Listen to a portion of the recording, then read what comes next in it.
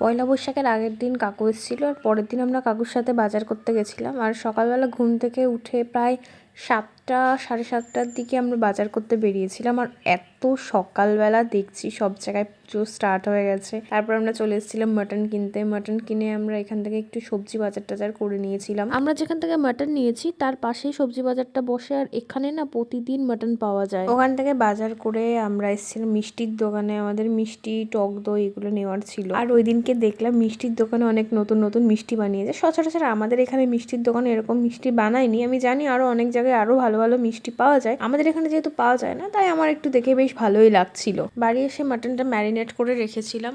আর এইবার আমরা প্রেসার কুকারে মাটন রান্না করিনি, আমরা রান্না করেছিলাম পেঁপে দিয়ে, ওই জন্য কড়াইতেই সেদ্ধ হয়ে গেছিল। আর ওই দিনকে তারপর গ্রিন চাটনিও বানিয়েছিলাম। এর আগে আমরা কখনো এরকম কড়াইয়ের মধ্যে পেঁপে দিয়ে রান্না করিনি। প্রেসার কুকারে রান্না করা হয় মাটনটা, বেশ ভালোই হয়েছিল এবার খেতে। তো এরপর রান্না করলে ওরকম ভাবে রান্না করবো। তো চলো আজকের মতো টাটা, দেখাবো অন্য একটা ভিডিওতে।